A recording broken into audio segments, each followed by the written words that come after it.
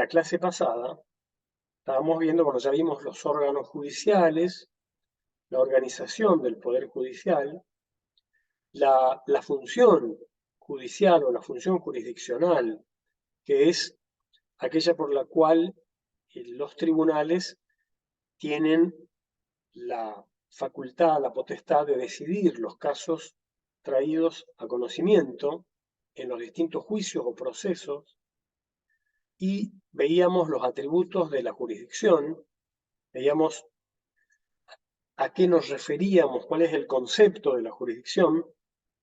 Hoy vamos a ver el concepto de la competencia. ¿Y cuál es la gran diferencia entre la jurisdicción y la competencia? Jurisdicción tienen todos los jueces, desde la Corte Suprema de Justicia de la Nación hasta un juez de paz, porque tienen asignados unos asuntos para resolver y tienen la función de resolución de los casos, la función judicial. Es la función jurisdiccional. Ahora, lo que no comparten todos es la competencia. Al contrario, eso es lo que los hace diferentes. Si bien todos son jueces y tienen jurisdicción, no todos tienen la misma competencia.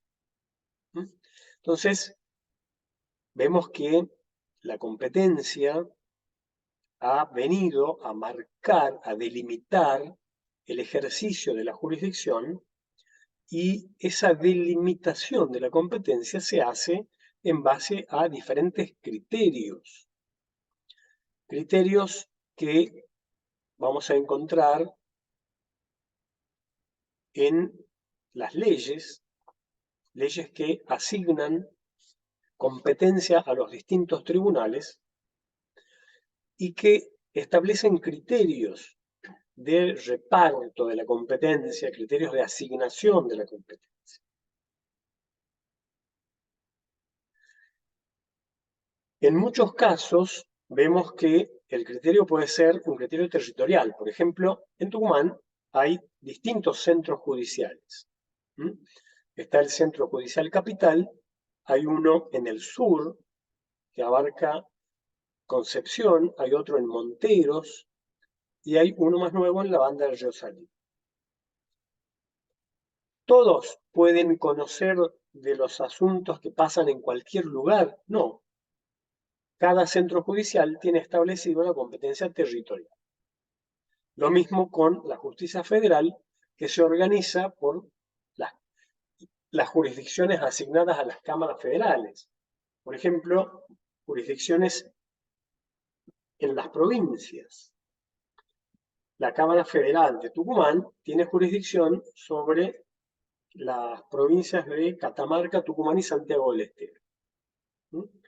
Entonces, esa Cámara resuelve en grado de apelación todos aquellos juicios que comenzaron, tuvieron su inicio y se desarrollaron en esas tres provincias.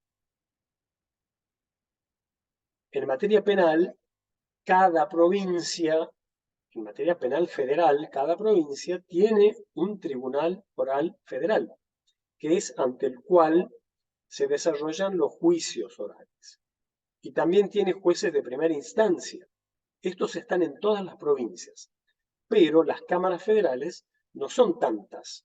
No tenemos 24 cámaras federales, tenemos muchas menos. Bueno, el territorio es un primer criterio de atribución.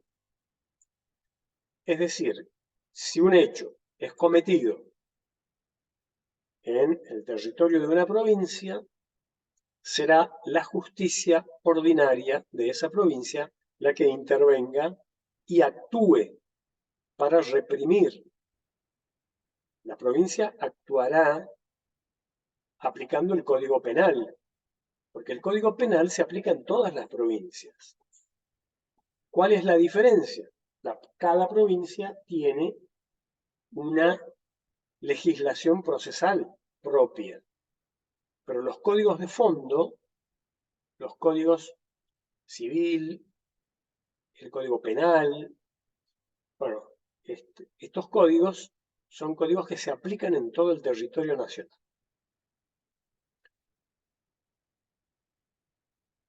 Se han establecido otros criterios para para determinar la competencia y están basados en, por ejemplo, la necesidad de la especialización.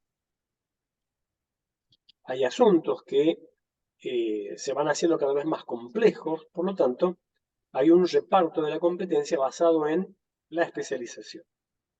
Así, del antiguo tronco común del derecho civil, se fueron separando el derecho comercial, el derecho laboral, el derecho de familia.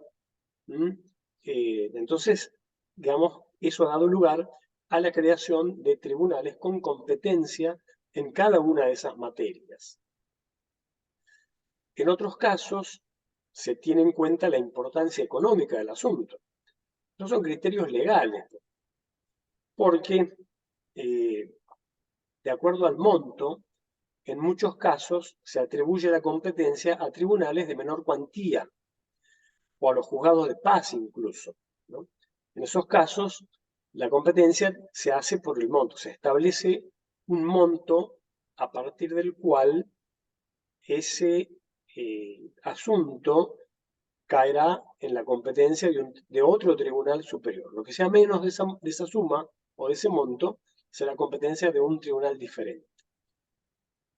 En otros casos, la competencia se establece porque hay un trabajo de revisión de los fallos que dictan los tribunales. Entonces, hoy en día ya estamos cambiando el lenguaje también y estamos hablando de instancias de revisión y de tribunales revisores, no de tribunales superiores. ¿Por qué? Porque si bien las cámaras toda la vida fueron tribunales superiores porque resolvían las apelaciones, ¿no? Además había toda una construcción acerca del efecto devolutivo de los recursos. Entonces, se decía que las cámaras de apelaciones eran tribunales superiores a los jueces de primera instancia. Hoy en día, las funciones de revisión, por ejemplo, en materia penal, están en funciones de dos colegios de jueces diferentes. Entonces, hoy tenemos colegios de jueces y no podemos hablar de que uno sea superior del otro, porque están equiparados en todo. Antes había una diferencia hasta los sueldos, ¿no? Los sueldos, y hoy en muchos lugares sigue existiendo esa diferencia del sueldo, lo que cobra un juez de primera instancia y lo que cobra un juez de cámara. Reforzando esta idea, este concepto de que los jueces de cámara son jueces superiores. Bueno, hoy en día el reparto de competencias en colegios de jueces ya no permite hablar de jueces superiores, sino de jueces con función de revisión, porque están equiparados en todo. La idea de la competencia es fraccionar los asuntos, distribuir los asuntos, y en muchos casos esta distribución del trabajo se hacía en base a criterios de turnos, ¿no? Por ejemplo, en Tucumán, cuando no existía el colegio de jueces, había 5 juzgados de instrucción penal. Bueno, también hay 5 juzgados civiles y comerciales, 10 juzgados de documentos de locación, 9 juzgados de documentos de locación. ¿Cómo se distribuían la carga de trabajo estos juzgados? Establecieron un criterio de turnos. Entonces decían, las causas ingresadas, primero era por fechas. Las causas ingresadas durante esta semana le toca a la primera nominación, la otra a la segunda, la tercera a la cuarta, la quinta a la sexta, así. Después volvían a empezar con la primera.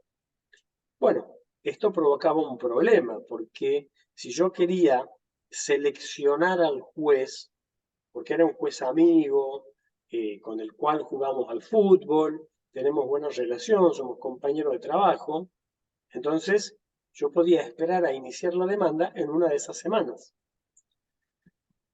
Pero después, con la informatización, en materia civil, por ejemplo, uno ingresa un expediente, ingresa un caso al sistema judicial y el sistema informático es el que hace la asignación del juzgado.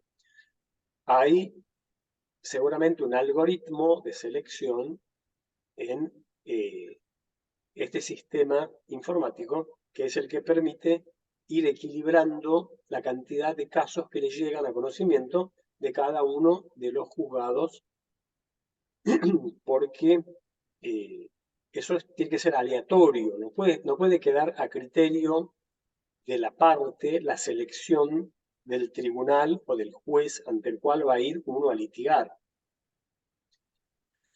En materia penal siempre se estableció el criterio de la fecha de comisión del hecho, que era muy importante. Pero bueno, había casos en los cuales, por ejemplo, en materia federal, nosotros teníamos 2 juzgados federales y ellos sí tenían un día un turno uno, por ejemplo, los días pares uno, los días impares el otro.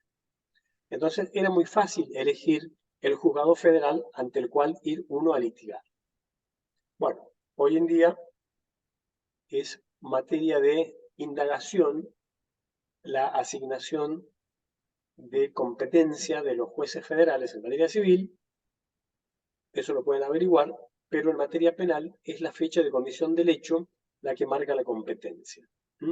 Eso ténganlo grabado, guárdenlo, porque cuando les toque comenzar un proceso judicial, creo que lo primero que tiene que hacer un abogado es determinar dónde va a ir a litigar, es decir, qué juzgado, ante qué tribunal voy a promover la acción o ante qué tribunal me voy a desempeñar en un caso particular. Bueno, la competencia entonces viene a darle una medida a la jurisdicción. Es como si la precisara, ¿no? Yo soy juez, es lo primero que dice un magistrado, pero inmediatamente tiene que agregar yo soy juez penal. Bueno, es la competencia penal. Ahí aparece acotado. Aparece acotada la jurisdicción. Soy juez, es la jurisdicción, penal es la competencia. Soy juez civil, soy juez de documentos y locaciones, soy juez laboral, etc. Soy juez de familia. Entonces, ahí ustedes ven cómo la competencia, que es esta especialización por materias, en primer lugar, la que delimita la jurisdicción y le da un carácter un poco más acentuado y específicamente dirigido a entender en asuntos determinados. Uno no es juez para todo, es juez únicamente de los asuntos que llegan a su conocimiento. Esos asuntos están determinados por la competencia. ¿Qué es, en definitiva, la competencia? Es la capacidad que la ley, porque además vamos a ver que la competencia tiene origen legal, no es que se le ocurre a alguien ser juez de algo, sino que los órganos judiciales tienen que estar instituidos por la ley para tratarse de órganos que respeten el principio del juez natural. El juez natural es el juez instituido por la ley antes de que se origine la materia de la controversia. Por ejemplo, antes de la comisión del delito. Tiene que estar instituido ya ese tribunal, no el juez persona, el tribunal. Obviamente que el juez persona también tiene que tener todos los atributos que se exigen a los jueces para ser designados como tales. Tiene que reunir todos los requisitos, incluso el haberse desempeñado correctamente en un concurso ante el Consejo de la Magistratura. Entonces, estas condiciones hacen que esta persona pueda ocupar ese cargo y de esa manera conformar el órgano que decide, que es, en este caso, este juzgado. ¿Mm? Juzgado y juez natural. Bueno, esta categoría de asuntos a decisión que tienen los distintos jueces, que responde a criterios de reparto territorial basados en que si nosotros pensamos en una estructura de poder judicial cercana a la ciudadanía, tenemos que establecer tribunales próximos a las distintas poblaciones. Entonces, es importante que los jueces estén distribuidos territorialmente, de manera también de permitir el acceso a la justicia y que, por ejemplo, los ciudadanos no deban transitar grandes distancias para poder acceder a la resolución de un problema judicial. También para facilitar el trámite. En materia penal hay un criterio de asignación de la competencia que viene siendo confirmado por la Corte Suprema de Justicia de la Nación, que es precisamente la cercanía con el lugar del hecho, con las pruebas, y también la posibilidad de un adecuado ejercicio del derecho de defensa. Porque la sede de la familia, la cercanía con el abogado, también pueden influir en la decisión de a qué juez se le va a asignar la competencia cuando, por ejemplo, dos jueces han llevado a cabo diligencias determinadas en relación al mismo hecho o a la misma causa. Son conflictos de competencia que la Corte resuelve de esta forma, favorablemente a la cercanía del tribunal con el lugar del hecho y con las pruebas y con las posibilidades de una buena defensa que tenga el imputado. Hay criterios objetivos, que lo hemos visto recién, que son la competencia material, es decir, el tema de acuerdo a la especialización, y además el valor, la cuantía. Y después el criterio funcional, que nos habla de los grados de conocimiento, jueces de primera instancia, jueces con funciones de revisión, tribunales de casación, Corte Suprema de Justicia. Estos son los esquemas de revisión de los fallos de todos los tribunales hasta llegar al último órgano, el que tiene la última palabra en materia de interpretación constitucional, que es la Corte Suprema de Justicia de la Nación. Se ha clasificado a la competencia en ordinaria y en federal. ¿De dónde surge la competencia ordinaria y federal? Simplemente de la Constitución, porque nosotros tenemos una organización de Estado de carácter federal, es decir, somos provincias reunidas que hemos delegado en un gobierno federal la atención de todos aquellos asuntos que les atañen a todas en común y que ninguna de las provincias puede llevar adelante en forma particular. Por ejemplo, las relaciones diplomáticas con otros estados no las puede hacer el gobernador de Tucumán, ni el de Misiones. Eso está en manos del gobierno nacional. Es una función delegada por las provincias en el artículo 75, inciso 12, y en el artículo 4 de la Constitución, y son criterios constitucionales. Así hemos decidido organizarnos.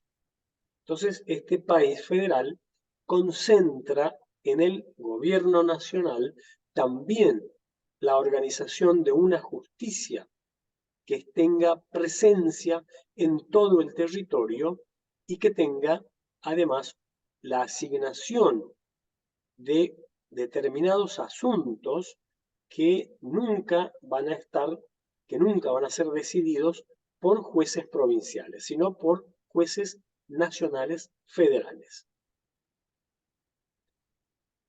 Vemos, por ejemplo, en materia de tributos, la percepción de la renta nacional le compete a el Estado Nacional. El Estado Nacional percibe los impuestos nacionales, las provincias a su vez tienen otros impuestos, además de los que reciben por coparticipación de los impuestos nacionales, han creado impuestos provinciales, muchos de ellos distorsivos, porque implican una doble imposición, como el de los ingresos brutos, en todas las provincias, pero las provincias tienen potestad para recaudar el impuesto inmobiliario, los impuestos patrimoniales en general, y algunos otros impuestos como la salud pública. Bueno, siempre las provincias se las ingeniaron para crear impuestos para financiar su gasto. Bueno, hay asuntos que tienen que ver con la renta nacional, con los tributos nacionales, que las provincias tienen vedado entender o intervenir. Todos aquellos impuestos como el IVA, ganancias, etcétera, y la percepción o la falta de cumplimiento de los contribuyentes es competencia de la justicia federal, no provincial. También la Constitución ha establecido criterios de asignación de la competencia federal, y esto es algo que ustedes van a estudiar directamente de la Constitución, porque la Constitución establece en distintos artículos, entre ellos el 116, la competencia federal y la competencia privativa de la Corte Suprema. Competencia originaria y exclusiva de la Corte Suprema. En esos artículos tienen ustedes los criterios de atribución de la competencia federal. Son criterios establecidos por la Constitución. Y por supuesto que también, en principio, puede ser la materia, puede ser el carácter de la persona. Por ejemplo, cuando se trata de embajadores, el hecho de ser un funcionario con representación diplomática marca un criterio de competencia y lo abstrae de la competencia provincial ordinaria y lo lleva a la competencia federal. Y además, en algunos casos, a la competencia originaria y exclusiva de la Corte Suprema. ¿Cuáles son los caracteres de la competencia? En primer lugar, que es improrrogable. No está permitido a las partes, en algunos casos, decidir ante qué tribunal van a ir a litigar. En otros casos, sí. En esos casos se considera que la competencia es prorrogable. ¿Por qué? Porque hace a una mejor administración de los asuntos de los particulares. Entonces, si ustedes ven, los que son de otras provincias y han tenido que alquilar en Tucumán, como me pasó a mí, yo firmé muchos contratos de locación en Tucumán, y en todos había una cláusula de prórroga de la competencia. Entonces, como los propietarios vivían en Tucumán y su inmueble estaba en Tucumán, establecían una clausulita que decía que en el caso de que hubiera un conflicto, únicamente iban a entender los jueces de la provincia de Tucumán, aunque el inquilino o el garante se domiciliaran en otra provincia. ¿Por qué? Porque la Constitución establece un criterio de reparo. de la competencia federal cuando hay distinta vecindad. ¿Qué quiere decir eso? Que cuando un vecino de una provincia, Córdoba, tiene problemas y tiene un juicio con un vecino de otra provincia, Santa Fe, por ejemplo, debe recurrir a un tribunal que sea superior a ambas provincias. ¿Por qué? Una, porque no puedo obligar, en principio, a que un ciudadano de otra provincia se traslade a litigar ante jueces ordinarios de la provincia de la otra parte. Entonces, una manera de establecer tribunales un poco más imparciales, cuando hay en juego problemas entre vecinos de distintas provincias, es establecer la competencia federal. Es decir, que ambos van a ir a litigar ante un juez que no es de ninguna de las provincias. Esto lo establece la Constitución. Este es un criterio de asignación de la competencia federal y ustedes tienen que conocerlos en profundidad. Recuerden, criterios de atribución de competencia federal, porque además todo lo que no sea federal será ordinario. Entonces, el primer análisis, cuando llega un caso al estudio del abogado, o cuando llega un caso a la fiscalía, será estudiar, a ver, ¿hay algún problema de competencia? Fíjense ustedes, por ejemplo, todos hemos atravesado la cuarentena y todos deben recordar que en los primeros momentos de la cuarentena, cuando se aplicaba a rajatabla el decreto de necesidad y urgencia del Poder Ejecutivo Nacional, que establecía la prohibición de circulación con algunas excepciones, integrantes de los poderes del Estado, fuerzas de seguridad, servicios de salud, transportes, etc. Entonces, en muchos casos, camioneros que llevaban cargas desde una provincia hasta otra provincia tenían que atravesar los límites interjurisdiccionales de una provincia hacia otra, y en esos momentos a lo mejor no se planteaba algún problema. Entonces, ¿qué juez es competente para entender en la violación del decreto de necesidad y urgencia, por ejemplo? De una persona que ha cargado en Catamarca, pasó por Tucumán y terminó en Santiago del Estero. Y recién en Santiago del Estero empieza el problema porque recién ahí le piden los papeles de las autorizaciones. Bueno, se suscita un problema de asignación de competencia, porque ha hecho un transporte interjurisdiccional.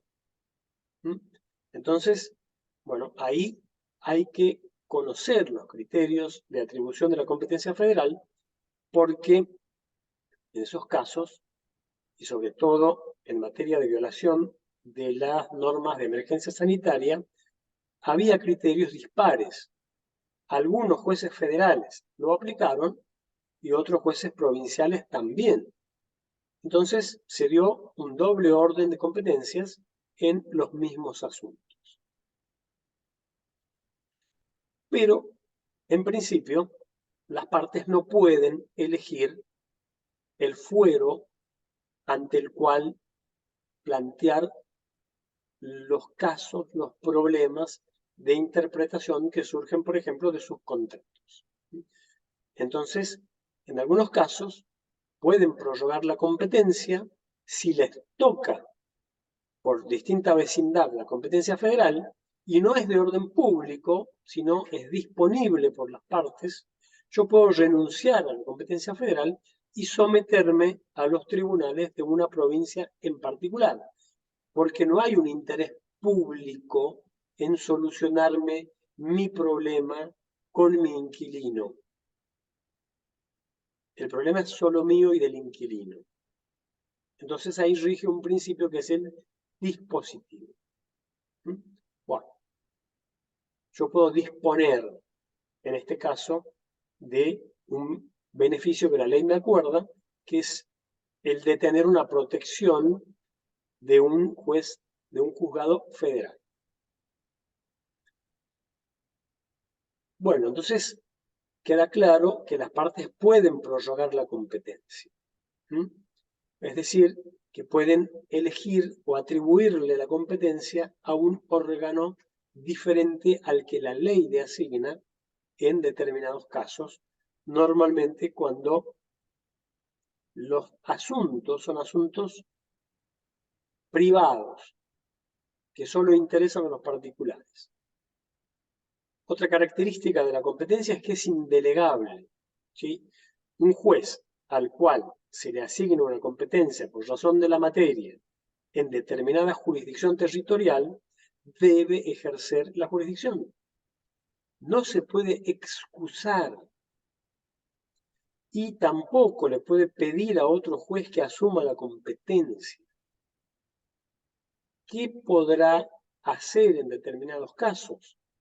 Bueno, como tenemos un doble orden de organización, muchas veces los jueces federales deben pedir a otros jueces federales de otras jurisdicciones territoriales la realización de diligencias. ¿Por qué?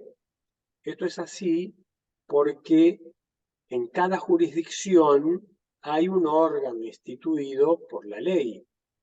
Entonces, si yo, como juez de una provincia, federal o provincial, necesito llevar a cabo algún acto propio de mi tribunal en otra provincia, debo requerirle al juez del lugar, mediante un exhorto, que lleve a cabo esa diligencia. Por ejemplo, le pido al otro juez federal o provincial, de acuerdo a si el juez que emite el exhorto es federal o es provincial, le pido que lleve, por ejemplo, adelante una declaración indagatoria con un imputado que se domicilia o que reciba una declaración testimonial con una persona que ha sido testigo presencial y que debe deponer, debe declarar y se domicilia en una jurisdicción diferente a aquella en la cual tramita el proceso. En esos casos es posible que el juez delegue la realización de determinadas diligencias procesales en otro juez. Profe, Sí. en el caso, no sé si vio, bueno, que está siendo muy público el caso de Silvina Luna, que aparece que ya, no sé, más de 5 o 6 jueces se van declarando incompetentes para el caso. ¿Cómo sería? O sea, ¿por qué? O sea, pueden pasarse así de decirse siempre que son incompetentes y el caso queda... No. Lo que puede ocurrir es que se están excusando. Ah, bien. Puede ocurrir, no conozco el caso, puede ocurrir que distintos jueces que tienen la misma competencia se vayan excusando. Esto era muy común en Tucumán. Yo, por ejemplo, en algún momento hice una publicación en el diario porque había un fiscal que nadie quería investigar. Entonces todos los jueces se excusaban porque eran amigos. Nadie quería agarrar el caso, era un caso que quemaba. Entonces todos decían, Claro. no, yo tengo amistad, yo tengo amistad. Bueno, eh, algún día hubo que ponerle un punto final. Los fiscales también, con los fiscales pasaba lo mismo. El hecho de excusarse en una causa, porque, bueno, en algunos casos hay motivos para excusarse, porque si uno es amigo, enemigo, etcétera, entonces conviene excusarse porque uno no estaría cumpliendo la función de una manera cabal. Entonces, ahí conviene excusarse. Pero hay otros casos en los cuales las excusaciones eran dilatorias y lo único que lograron fue demorar 3 o 4 años el trámite de una causa, de una investigación muy sensible, bueno, que terminó con la destitución hace poco del fiscal Albaca, ¿m? Y la condena. En esos casos ahí no hay conflictos de competencia, son todos competentes, pero el problema es que se excusan. No conozco el O caso sea de que Silvina Luna. al excusarse, o sea, se prolonga el tiempo, digamos. Lo que pasa es que, a ver, si la organización judicial es una organización antigua, todos los trámites de recusaciones y excusaciones tienen varias instancias. El juez recusado tiene que primero emitir una resolución admitiendo o negando la causal. Eso pasa a otro juez. El otro juez la analiza y si la rechaza o la confirma, eso después puede ser apelado. Entonces termina en la Cámara. El trámite es muy engorroso. Ahora, cuando hay colegio de jueces, y eso es lo bueno que tiene el sistema adversarial, cuando hay un colegio de jueces, todos los jueces son removibles. Si yo me siento en una audiencia y veo que el imputado era cliente mío, yo lo que tengo que decirle es, muchachos, yo me tengo que apartar porque usted ha sido mi cliente. Vaya inmediatamente a la oficina de sorteos y ya mismo me trae otro juez.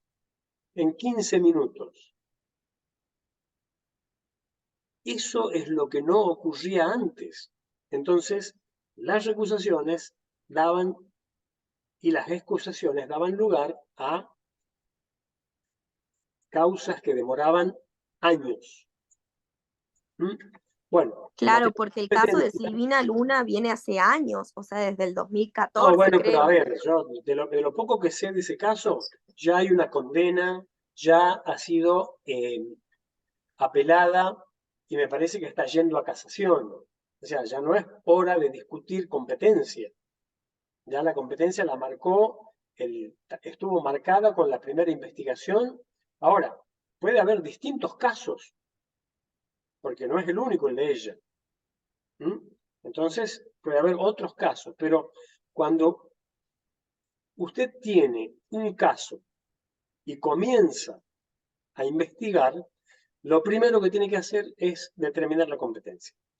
Si por error continuó en la investigación, es posible que las partes le hagan un planteo de una excepción de incompetencia en el momento de elevarse a juicio y resolverse en ese caso.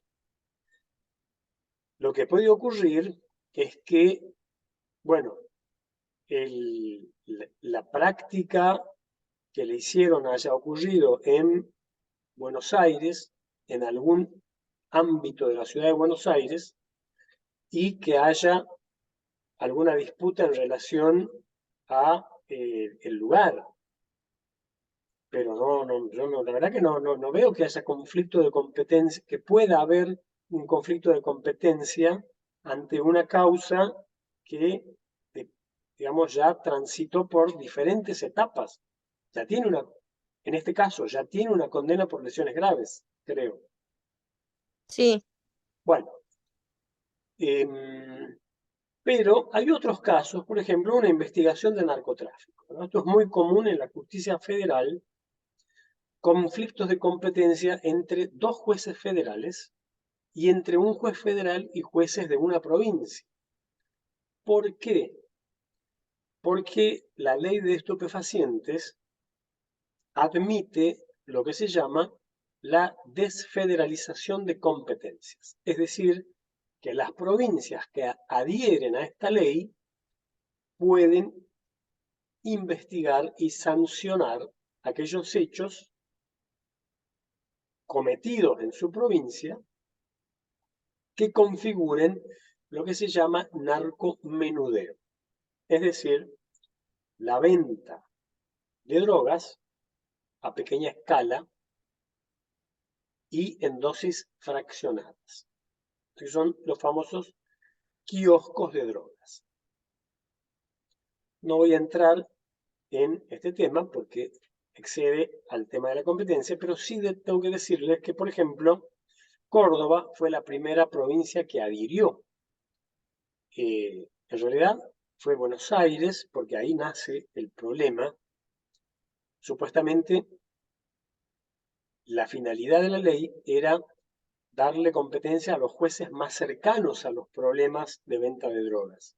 Y decían, bueno, la justicia federal no tiene una distribución territorial muy completa, no está presente en todos lados, pero los jueces provinciales sí, y la policía provincial sí. Entonces, ese fue el motivo por el cual se sanciona una reforma a la ley de estupefacientes y se permite el traspaso de la competencia en casos de narcomenudeo. Córdoba también ingresa en este esquema y bueno, en algún momento empiezan los problemas de competencia porque la justicia federal no cede toda la competencia sobre drogas, solamente narcomenudeo, pero todas aquellas conductas que estén contempladas en otros artículos, por ejemplo, el contrabando, el tráfico, el transporte, el almacenamiento, todas esas conductas que tienen que ver con el tráfico de estupefacientes quedan en órbita de la competencia federal, no se delegan a las provincias. ¿Por qué?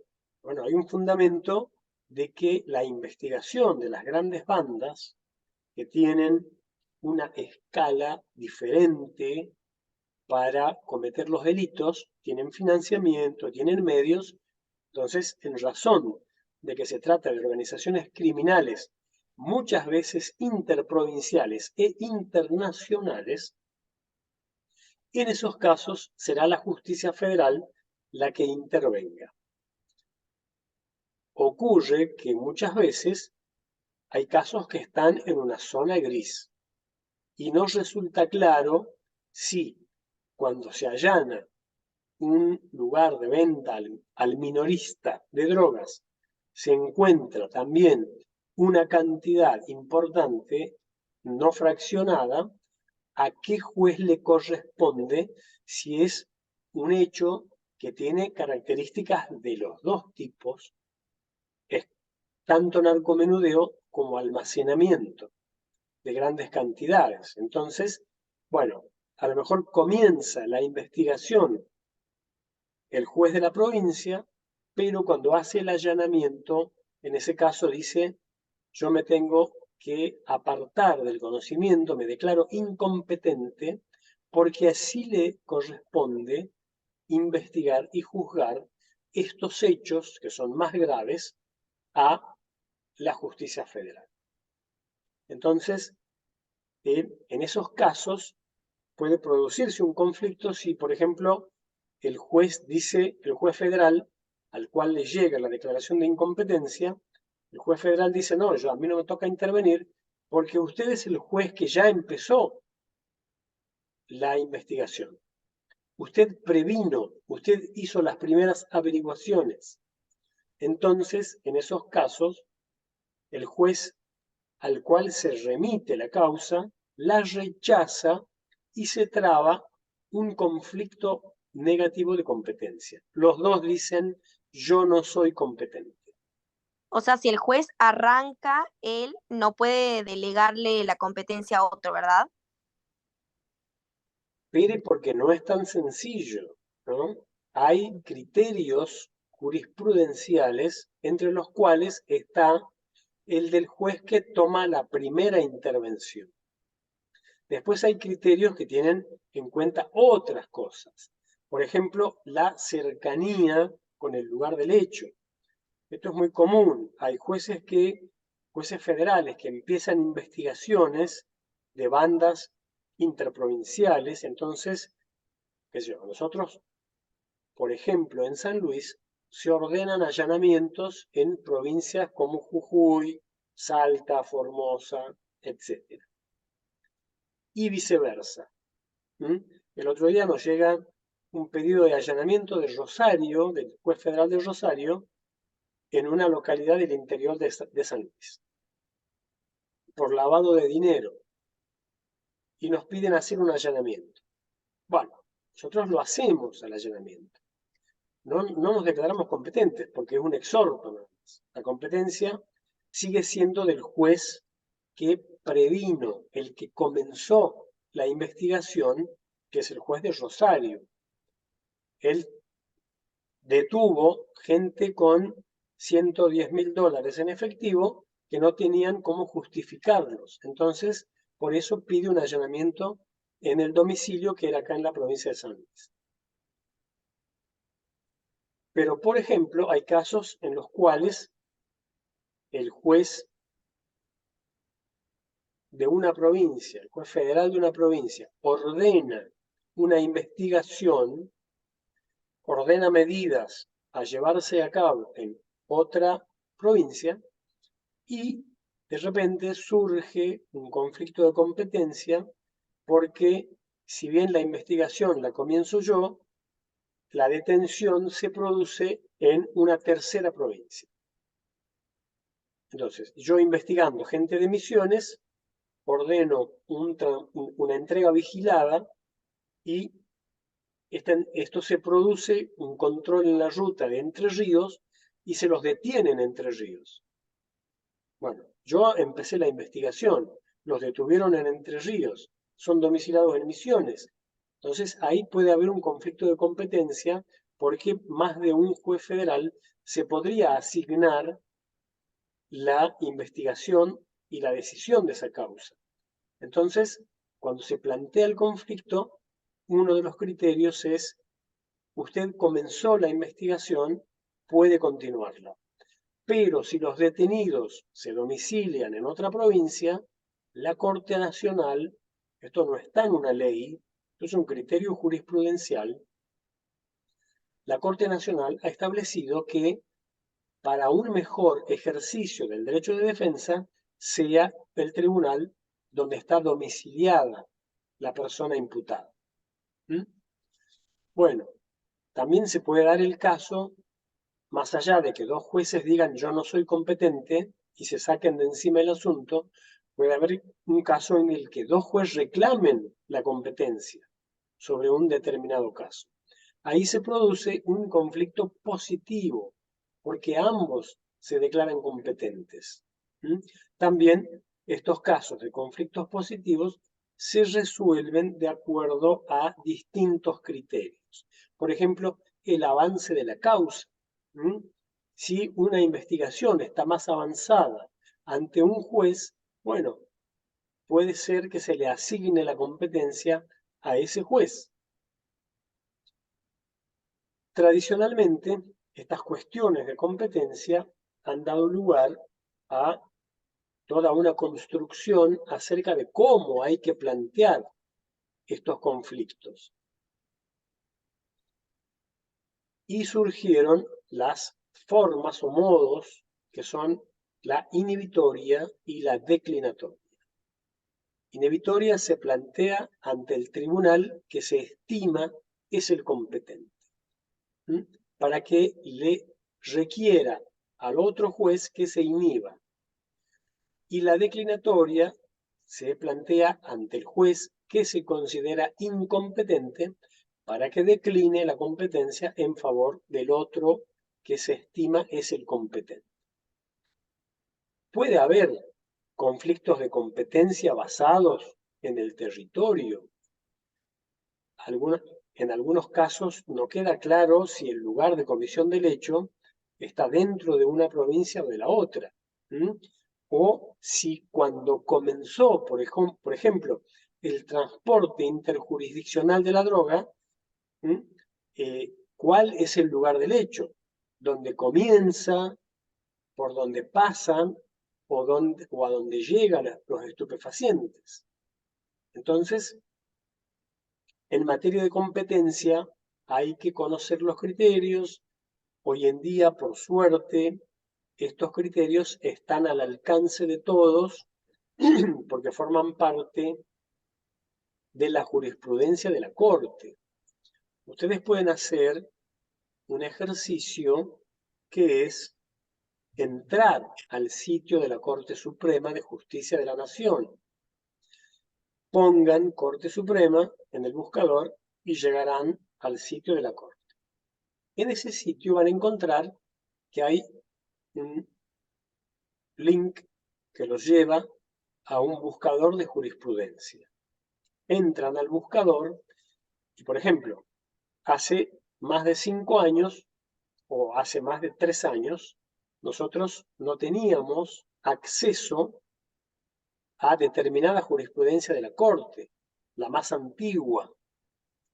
Bueno, desde hace 3 o 2 años para esta parte, la Corte ha creado un acceso para la jurisprudencia desde 1860 en adelante.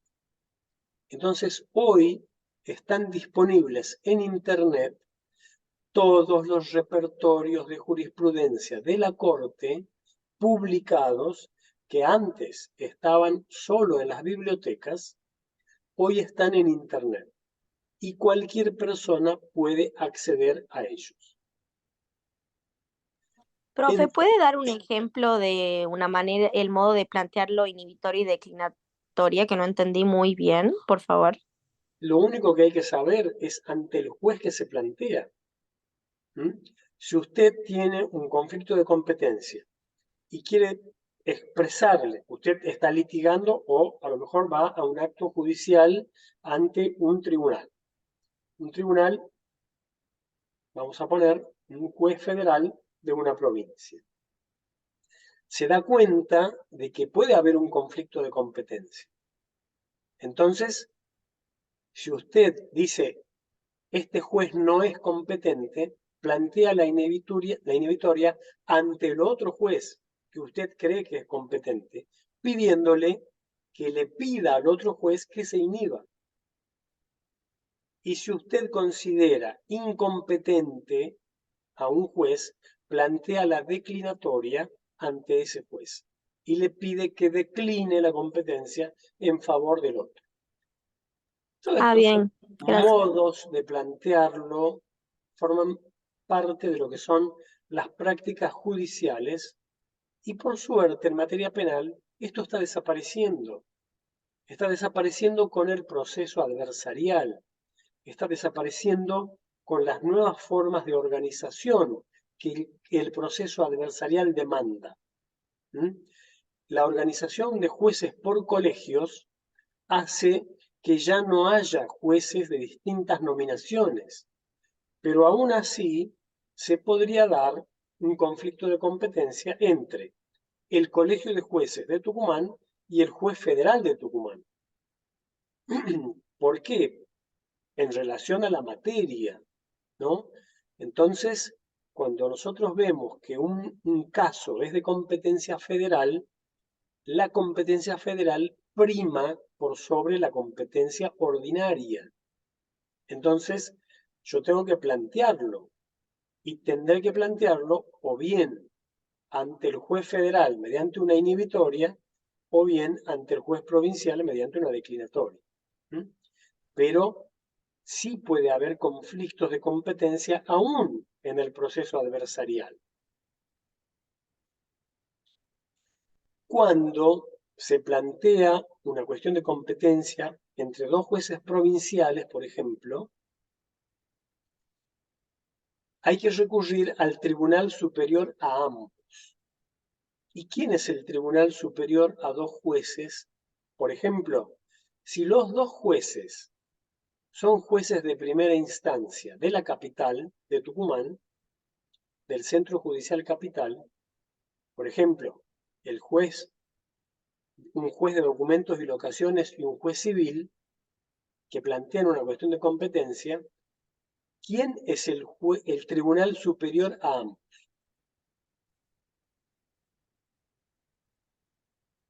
Vamos a hacerlo más fácil. Se plantea una cuestión de competencia entre dos jueces civiles y comerciales de Concepción. ¿Tienen un órgano superior? Sí, es la Cámara de Apelaciones. Si los dos jueces son inferiores de la Cámara de Apelaciones, decide la Cámara, porque es el tribunal superior a ambos.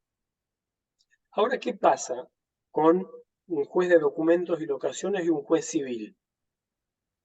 ¿Tienen una cámara que sea común a ambos? No, porque uno es una cámara civil y el otro es una cámara de documentos y locaciones. Salvo en Concepción, que tienen una cámara para todo, civil, comercial, documentos, familia, etc. ¿Quién es el tribunal común a ambos? La Corte Suprema de La Justicia. Corte. Entonces se plantea ante la Corte. O sea, no lo puede resolver ninguna de las dos cámaras. Lo resuelve el único tribunal común a ambos, que es la Corte. Y en el caso de un juez federal de primera instancia de la provincia de Tucumán y un juez ordinario de Tucumán, ¿quién resuelve el conflicto de competencia? El juez federal. No, el juez federal tiene un conflicto con el juez provincial.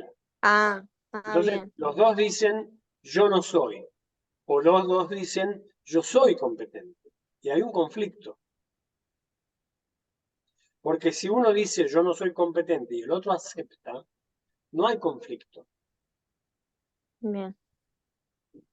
El problema surge cuando los dos reclaman la competencia o cuando los dos niegan la competencia y dicen, no soy yo, es el otro. O los dos dicen, soy yo.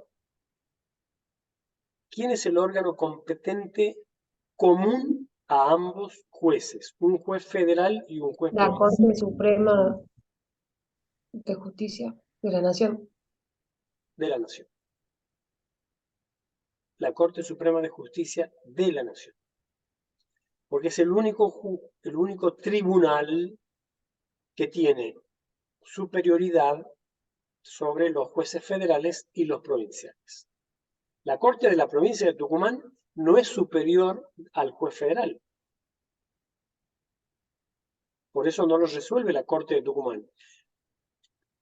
Tampoco la Cámara Federal de Apelaciones de Tucumán, que es superior del juez federal de Tucumán, pero no del juez provincial. Si bien todos tienen tribunales superiores a ambos, el único es el de la Corte Suprema. Es superior al juez federal, la Cámara Federal. Es superior al juez provincial, la Cámara y la Corte Provincial. Pero la Corte Provincial no es superior al juez federal. Entonces ahí se plantea la cuestión y se resuelve por el único tribunal competente superior a un juez federal y a un juez provincial, que es la Corte Suprema de la Nación. Estos son principios y tengan cuidado porque, por ejemplo, en materia de asignación de competencia entre dos jueces federales, hay una ley que ha establecido que es la Cámara Federal del juez que intervino, del juez que plantea la cuestión de competencia, la que la va a decidir. No es la Corte. En materia penal federal, es la Cámara Federal entre jueces federales, estamos hablando, conflicto de competencia entre jueces federales. Si un juez de Entre Ríos se declara incompetente y un juez de Buenos Aires rechaza el planteo, es la Cámara Federal del juez de origen la que va a decidir, no la Corte. Eso es una reforma legal. Bueno, vamos a ver la competencia federal. La competencia federal es excepcional. Únicamente surge de la Constitución y de leyes nacionales. Solo el Congreso de la Nación puede establecer normas de atribución de la competencia federal.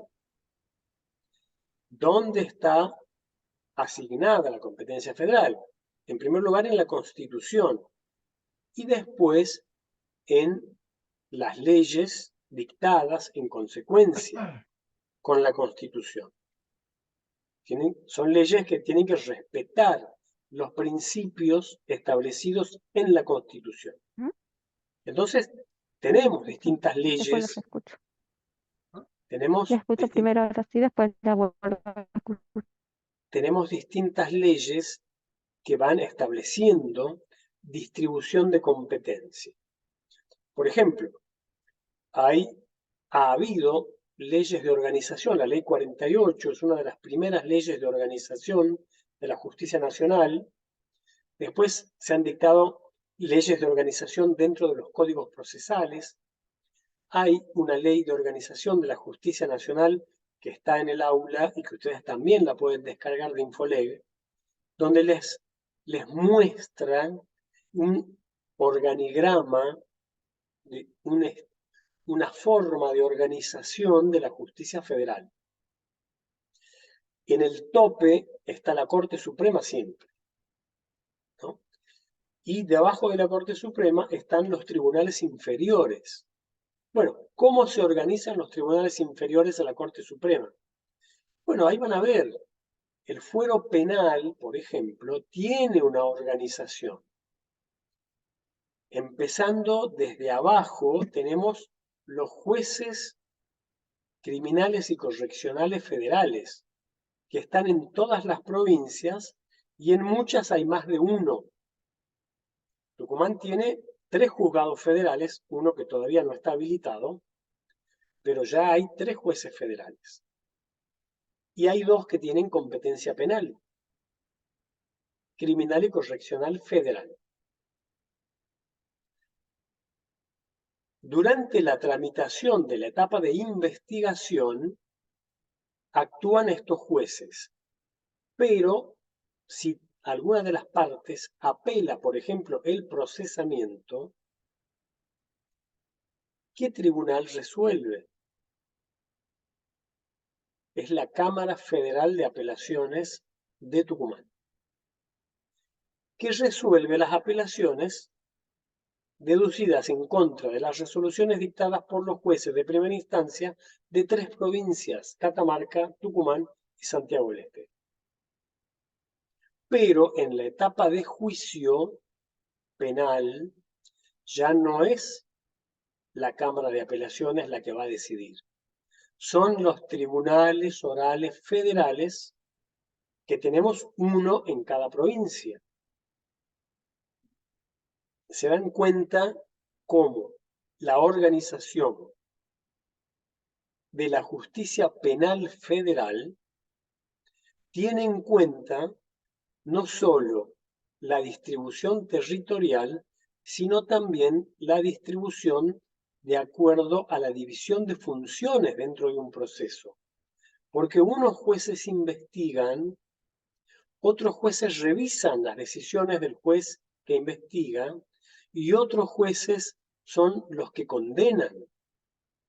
Y encima de los jueces que condenan están los que revisan esa condena, que son los jueces de la Cámara Federal de Casación Penal, que es muy famosa porque el día de ayer la Corte declaró que la jueza Ana María Figueroa ya no es más jueza de la Cámara Federal de Casación Penal porque cesó en sus funciones el día que cumplió 75 años, o sea, el 9 de agosto. Esa decisión tomó ayer la Corte Suprema. ¿Por qué? Porque es una facultad de superintendencia que tiene la Corte. El gobierno del Poder Judicial de sus agentes, etcétera, está en manos de la Corte Suprema. Entonces, como había una cuestión que el Consejo de la Magistratura no resolvía, el Senado no resolvía y la jueza no se retiraba, ayer la Corte Suprema dijo, termina aquí la cuestión, usted ya cumplió 75 años, no es más jueza de la Cámara Federal de Casación, porque o bien logra el acuerdo del Senado antes de cumplir los 75, o bien se va a su casa. Jubilado. Entonces, vemos que hay una organización de la justicia federal que ustedes además la van a ver también en cada una de las provincias. Porque las provincias también reproducen el esquema organizacional de la justicia federal, porque así arrancamos nuestra organización judicial en Argentina. Y van a ver que todas las provincias tienen una corte o tribunal superior y tienen cámaras de apelaciones y tienen jueces de primera instancia, jueces de paz, etc. Normalmente la organización es piramidal. Hay una base más amplia de jueces, después hay en el medio cámaras de apelaciones y al final están las cortes o cámaras de casación en las provincias en las que hay una cámara de casación penal, que es otra historia que también tiene que ver con hierros de nuestra organización de la justicia, pero existen tribunales de casación. En Tucumán lo vamos a ver cuando veamos la organización de los colegios de jueces y cuando veamos la impugnación de las sentencias que está en manos de un tribunal de impugnación que cumple la función de un tribunal de casación y que todavía queda lo que se llama el control extraordinario ante la Corte Suprema de Tucumán. Pero eso lo vamos a ver en materia de recursos. Ahora, sigamos con la competencia federal, que es expresa. ¿Por qué? Porque surge expresamente de una ley. No se puede deducir la competencia federal por analogía en ningún caso. Tiene que estar expresada en una norma emanada del Congreso de la Nación. Además, es suprema porque solamente los jueces federales pueden decidir sobre la competencia federal. Ningún juez provincial puede tomar una decisión sobre una cuestión de competencia federal. Si hay un conflicto de competencia, será la Cámara Federal o la Corte Federal la que establezca quién es competente. Pero no la puede decidir de ninguna manera una autoridad provincial. Es inalterable, en materia de competencia federal, las partes no pueden alterar la distribución de competencias que ya se ha efectuado, salvo los casos en los cuales en materia civil se la pueda prorrogar. Bueno, uno de los atributos de los órganos judiciales es la imparcialidad, que nosotros la vimos desde el punto de vista de la garantía del ciudadano. Vimos cómo la imparcialidad protege, digamos, entre comillas, a los ciudadanos de los atropellos que pueden llegar a cometer jueces que no son imparciales. Vamos a hacer un pequeño descanso por un café de 5 minutos y volvemos enseguida.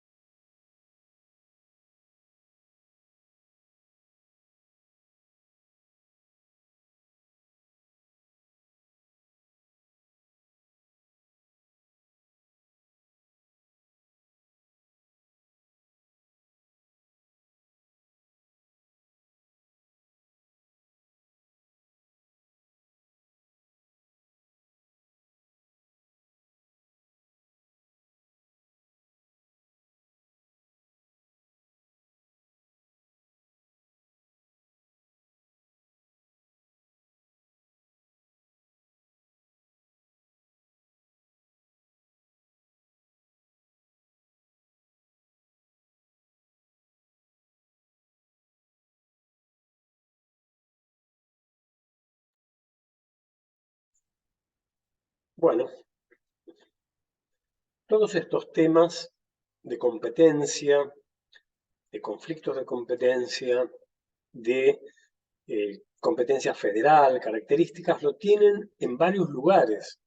Lo tienen para estudiar en primer lugar en la Constitución, después tienen en el aula, hay también algún material sobre competencia federal, donde tienen explicaciones acerca de los criterios de atribución de la competencia federal, y ustedes tienen que hacer el armado del rompecabezas, ¿no? Esto, acá no se estudia de un apunte donde hay una línea para cada cosa. En un renglón yo tengo una definición de lo que es competencia federal, porque no se trata de una definición de una línea. El día que ustedes tengan un caso para trabajar, ese día van a tener que componer la solución del caso ante una cuestión de competencia, recurriendo a diferentes criterios. Pero ustedes tienen que conocer mínimamente esos criterios. Así que tienen sobre competencia federal bastante para leer en el aula. Hay casos de competencia material federal. Por ejemplo, bueno, hemos estado viendo muchos casos de conflictos de competencia territorial entre jueces federales. Pero, por ejemplo, ahí puede haber también conflictos de competencia material, ¿no? Eso no un tema que la Constitución o las leyes le asignan a la justicia federal.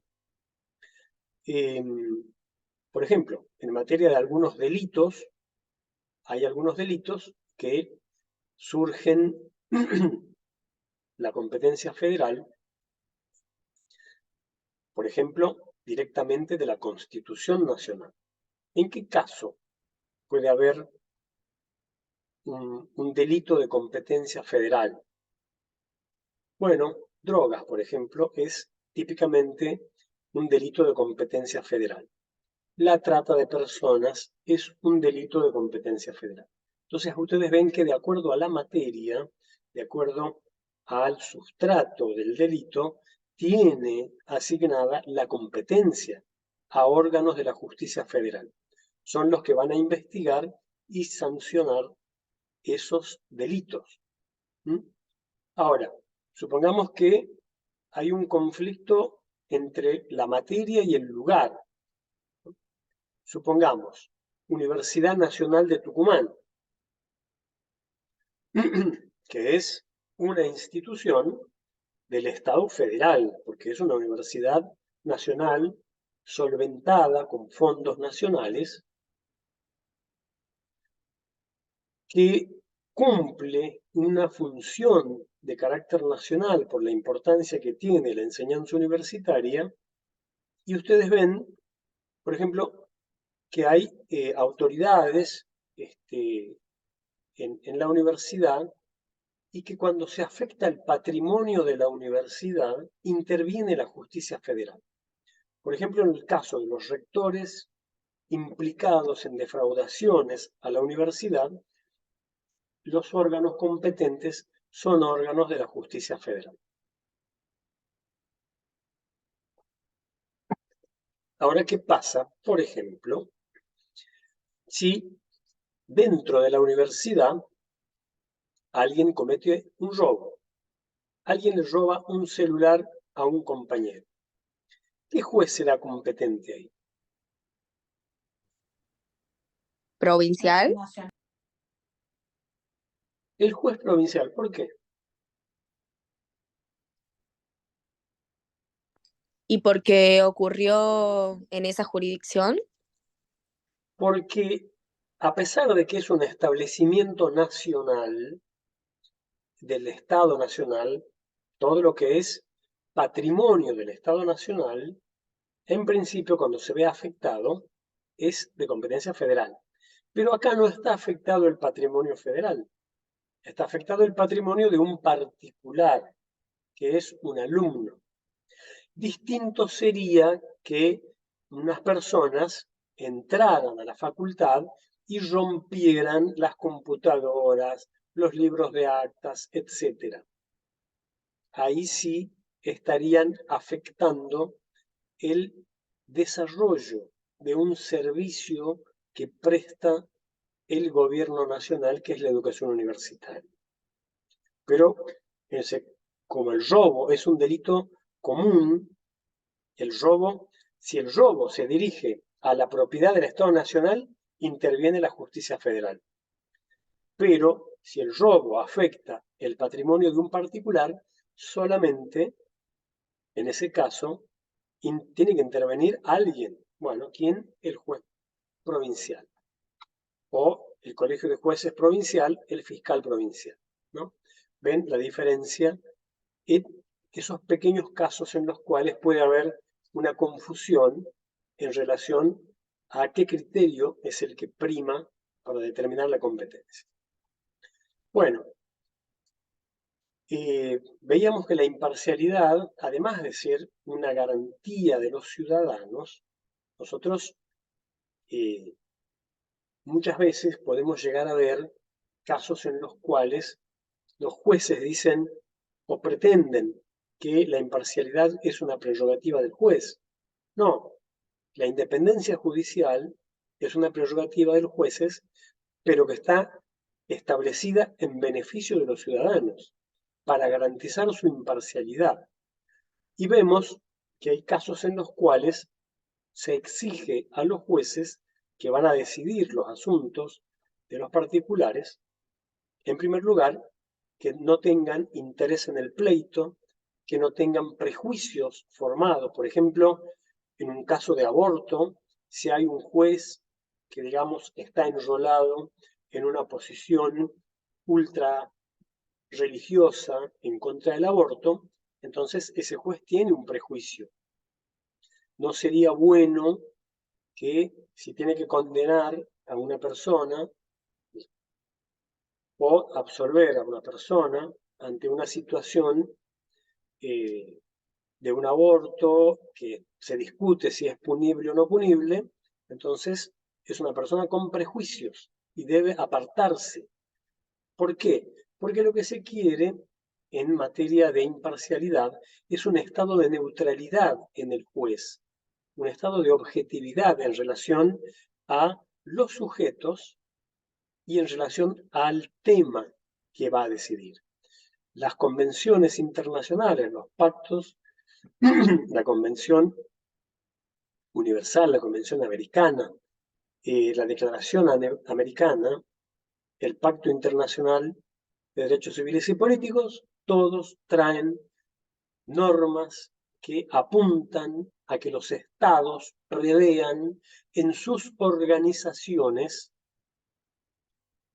todos los aspectos que cuiden la imparcialidad de los jueces.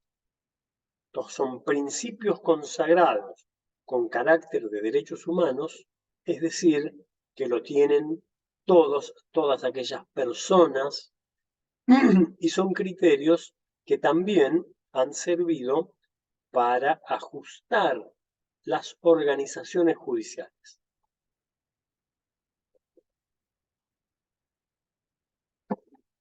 Nosotros tenemos casos en los cuales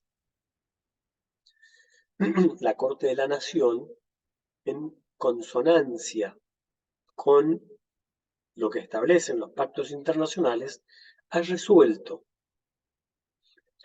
por ejemplo, que determinada organización judicial no respeta la imparcialidad en su faz objetiva.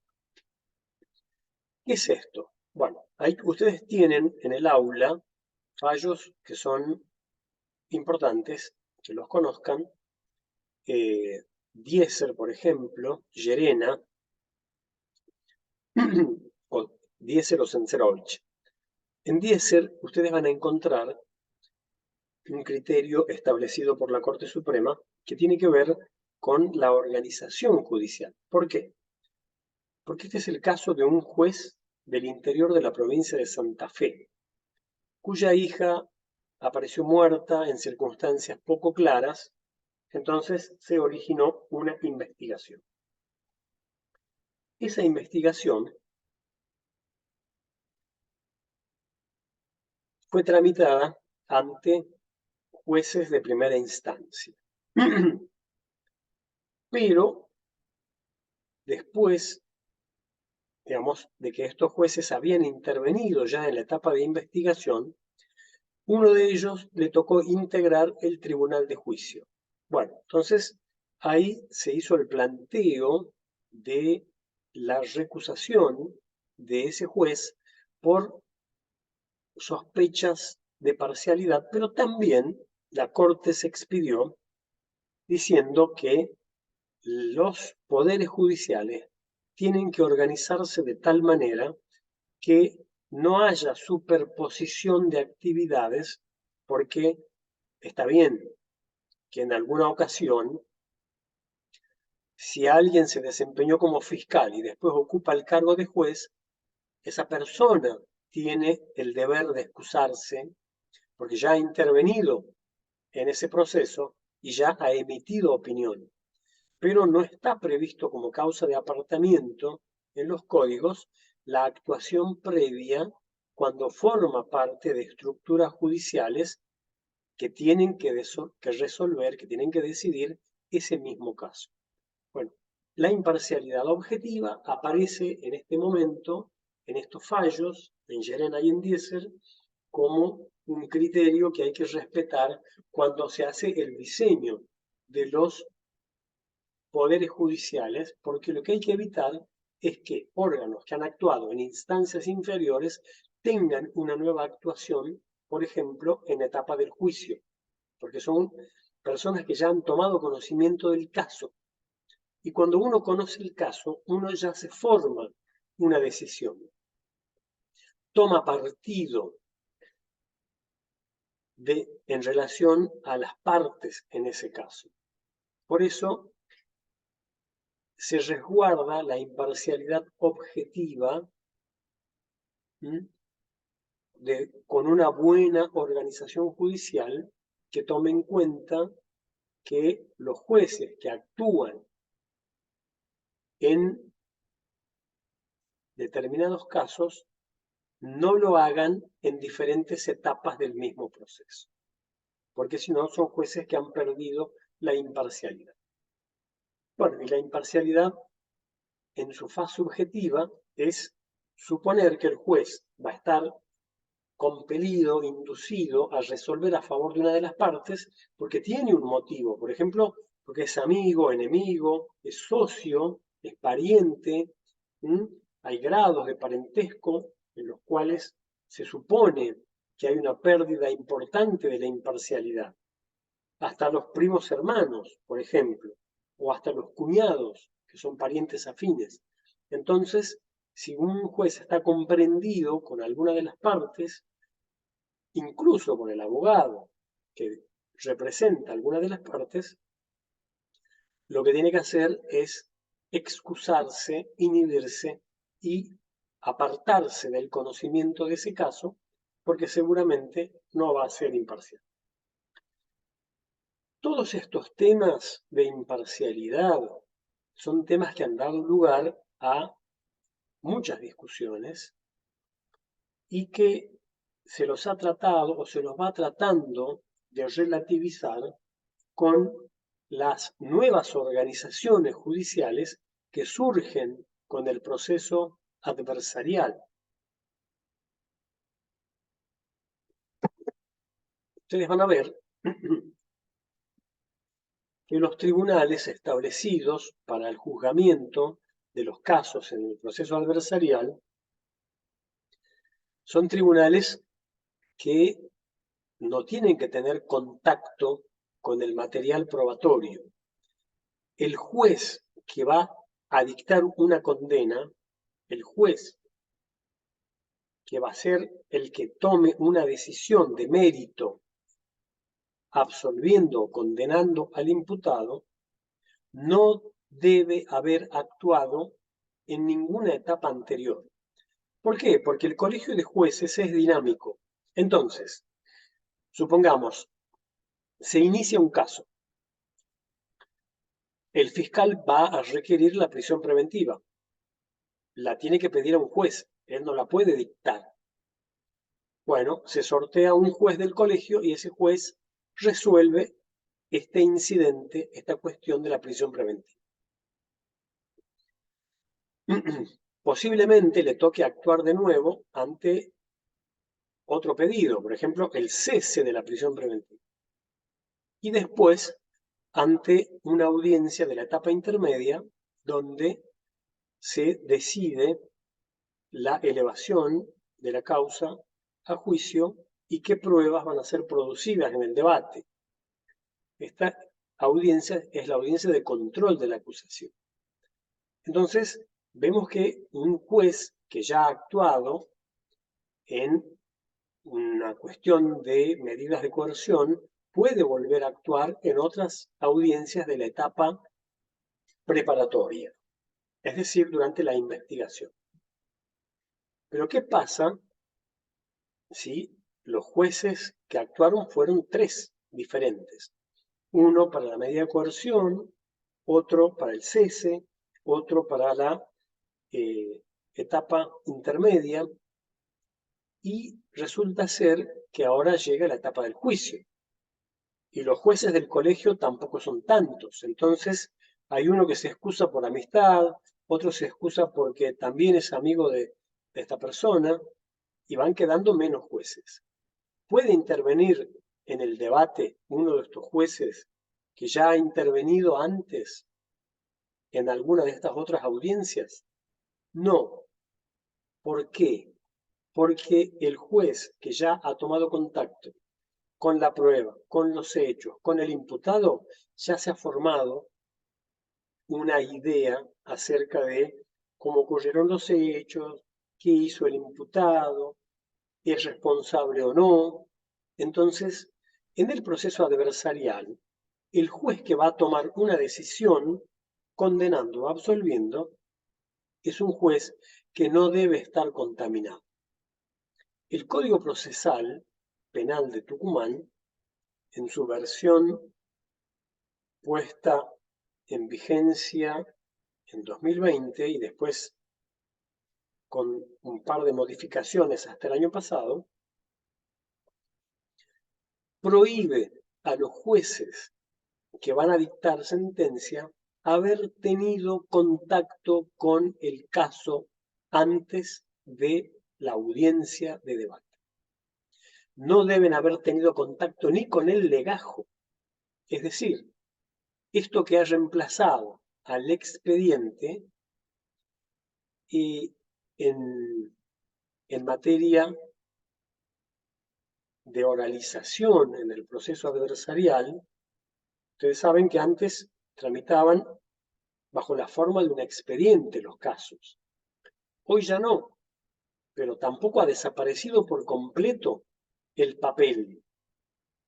Hay un legajo de investigación, que es una carpeta que el fiscal tiene y en la cual va reuniendo los elementos de prueba, donde va haciendo algunas anotaciones y va incorporando algunas actuaciones que tiene que tener a la vista y a disposición de los defensores. Bueno, pero ese legajo de investigación no debe entrar en contacto con el juez que va a tomar una decisión en el debate, en el juicio propiamente dicho. Porque la etapa preparatoria sirve para reunir las pruebas, para decidir si va a haber acusación, pero no se dicta la sentencia durante la etapa preparatoria. Por algo es una etapa breve donde las partes tienen que tratar de colectar las pruebas de cargo, en particular el Ministerio Público con las pruebas de descargo por la defensa. Pero una vez que ya se formula la acusación ante el tribunal de juicio, ya estamos ante otra etapa. Por lo tanto, el juez del debate es un juez, o debe ser un juez, incontaminado con las actuaciones de la etapa preparatoria. Esto es uno de los objetivos del proceso adversarial, esto de tratar de que los jueces tengan un poco más resguardada la imparcialidad y de que lleguen de alguna manera al juicio sin la contaminación propia de la etapa preparatoria, donde ya saben quién es el imputado, donde ya tienen a lo mejor conocimiento de las pruebas que se han recogido y se han formado una idea acerca de la responsabilidad del imputado. Dentro de la instancia judicial de resolución de los conflictos, aparecen otros actores que ustedes van a encontrar, que son el Ministerio Público. El Ministerio Público tiene una organización. Mucho tiempo la organización del Ministerio Público fue llamada Refleja. ¿Por qué? Porque estaba armada como en espejo con el Poder Judicial. Por ejemplo, si había una corte con 5 jueces o 3 jueces o lo que fuera, había un procurador fiscal ante la corte. Si había cámaras de apelaciones, había fiscales de cámara. Y si había jueces de instrucción, había fiscales de instrucción. Bueno, esa organización Refleja tiende a desaparecer. En primer lugar, porque los órganos judiciales y también las fiscalías, el Ministerio Público, están tendiendo hacia organizaciones más flexibles. Los colegios de jueces son organizaciones flexibles, porque permiten mover a los jueces como si fueran recursos humanos, como si fueran las piezas de ajedrez. Entonces lo saco de un lado, lo llevo al otro, lo pongo en esta audiencia, lo mando a un juicio. Esa facilidad que otorga la organización del Colegio de Jueces también está impactando en los ministerios públicos. No hay colegios de fiscales, no tiene ninguna razón de ser, porque los colegios de jueces se hacen para tratar de asegurar la imparcialidad de los jueces. Los fiscales no, los fiscales son parciales. Los fiscales representan un interés. Los fiscales son una parte, son los acusadores. Entonces ellos no deben formar colegios, pero sí se deben especializar por materias. Entonces, los ministerios públicos están tendiendo a organizaciones más flexibles y en lugar de tener fiscales de la primera nominación, la segunda nominación, organizados de la manera antigua y tradicional, hoy están teniendo fiscales por materia. Por ejemplo, fiscalías para los delitos de violencia, fiscalías de homicidios, fiscalías para delitos contra la propiedad, contra las personas. En materia federal hay procuradurías de investigación de la narcocriminalidad, Procuraduría de Investigación de la Trata de Personas, bueno, la de los delitos ambientales. Son muchas las organizaciones que han adoptado los ministerios públicos, pero la tendencia es a trabajar de una manera más eficiente, compartiendo información, compartiendo recursos, porque los recursos son escasos en todas las organizaciones estatales y una forma de aprovecharlos mejor es respondiendo a organizaciones flexibles que les permitan adaptarse a el trabajo en equipo, organizaciones en red y compartir los recursos y la información, ¿no? Recuerden que los fiscales que no tienen material para elaborar un caso por falta de prueba, con pequeños retazos de información van a lo mejor logrando reconstruir muchos hechos delictivos reuniendo pruebas que son coincidentes, pero que en un caso solo no alcanzan. Entonces, el compartir la información, el tener buenas bases de datos, por ejemplo, les va a permitir a los fiscales volver a recomponer episodios, escenas del crimen, donde aparezcan ciertas regularidades, ¿no? Entonces, es importante el manejo de la información en los ministerios públicos. Entonces, van a haber una ley de organización del Ministerio Público que no es muy antigua, es una ley de organización de hace muy poco, que tiene en cuenta que el Ministerio Público se está reconfigurando, que está teniendo autonomía y autarquía. Autonomía porque ahora ya no depende de la Corte Suprema. Antes todos estos órganos, la defensa pública, los fiscales, el Ministerio Público y los jueces, formaban parte de una sola institución que era el Poder Judicial. Hoy en día, con la reforma constitucional y la delimitación de la función de acusación en manos del Ministerio Público, ya no es posible que los fiscales dependan de la Corte, porque si no estarían dependiendo de los jefes de los jueces. Los fiscales tienen su propia autoridad, que es el ministro fiscal. Los defensores tienen su propia autoridad, que es el ministro de la Defensa o el defensor general. Entonces, ya tienen que tener organizaciones propias, autónomas, con su propio gobierno y autárquicas, con su propio presupuesto. Y hacer buenas políticas, diseñar buenas políticas públicas en defensa de los intereses que representan en el proceso adversarial. Los fiscales tienen que diseñar políticas de persecución penal. Los defensores tienen que estar al día con la capacitación en todo aquello que les permita llevar adelante una buena defensa de los imputados. Y estos son temas que antes no aparecían con nitidez y que hoy se los ve en el proceso penal adversarial.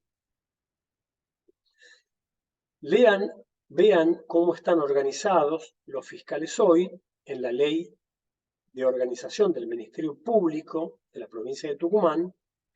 Vean la ley de la defensa pública, vean la ley orgánica de tribunales y, bueno, nos estamos viendo la semana que viene en clase presencial, ahí en la facultad, en aula que se va a informar el día martes para que ya cerremos esta etapa general de acercamiento al conflicto, a cómo encaramos la resolución de un conflicto cuando ya superamos distintas etapas y no pudimos resolverlo de una manera autónoma. Vamos a tener que recurrir a órganos judiciales y tenemos que entrar de lleno al estudio del proceso penal. Con todos estos principios que estamos viendo en esta etapa, vamos a entrar directamente al proceso penal. Vamos a ver casos a través de los cuales vamos a ir tomando conocimiento de las distintas instancias del proceso penal. Así que prepárense, lleven material para la próxima clase, lleven el código, lleven la Constitución, los tratados, y nos estamos viendo el martes en Tucumán. Nos vemos, profe, gracias. Bueno, Gracias, muy profesor. bien. Muchísimas gracias, doctor. Hasta luego. Nos vemos el martes. Chau, chau.